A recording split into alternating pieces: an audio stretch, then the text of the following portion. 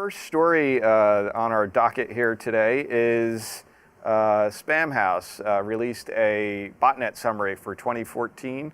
And I think you were going to cover that one, Matt, and you have some info on that one? Sure. This is a really good collection of statistics from Spamhaus. They keep an eye on command and control for different botnets. Some really interesting little tidbits in here that I wanted to share.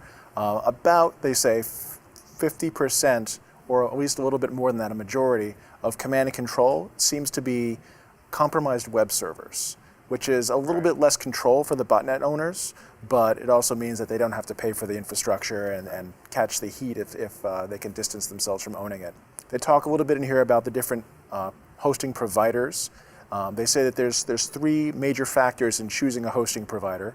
One is choosing a hosting provider that has some sort of automated sign-up that has very little validation of who the new owners actually are, which allows cyber criminals to create large numbers of command and control without being shut down or detected. The second is finding a provider that also doesn't have much in the way of an abuse department, because as we know, an abuse department's job is to prevent this sort of thing from happening. And it's against most terms of service. We have your bulletproof hosting, but you also have legitimate smaller companies on this list of the top ISPs or hosting providers that are being abused. The smaller ones tend to have less resources and less of ability to fight back against this. And the third factor that is apparent from this data is finding jurisdictions in which to be hosted that have either very lax cybercrime laws, or they have like no extradition treaties or no strong legal ties to the countries in which the victims usually reside. Right.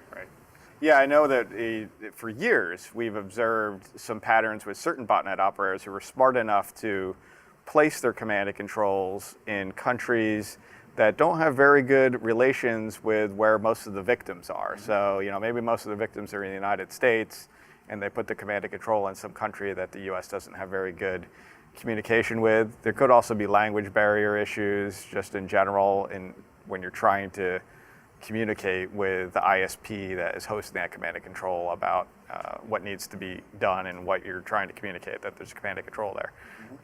But the other thing I thought was interesting somewhat about this article is the number of command and controls.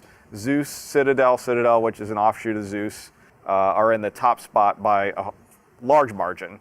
And I think Game Over Zeus was still in there too, and there was a big takedown operation with that one as well, which might account for why it's less, but it was also kind of a spin-off segment. The one thing I don't know if they had in this article that I was kind of curious about was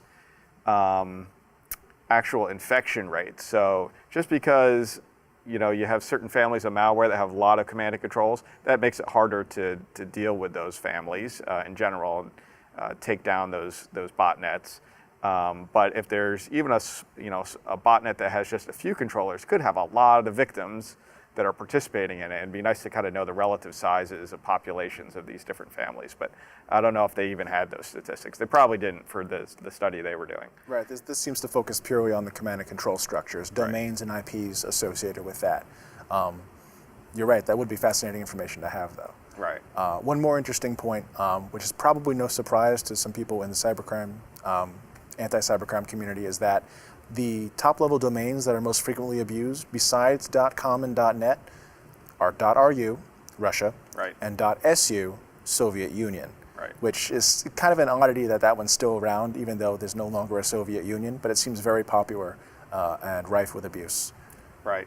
Yeah, I've noticed that as well, and as a lot of people know, a lot of crimeware is kind of Russian, Eastern Bloc type operations engaged in that activity. Also not surprising when you look at this list, the families of malware here, in the notes section, you'll notice almost the majority of them are e-banking Trojans, which basically translates to crimeware.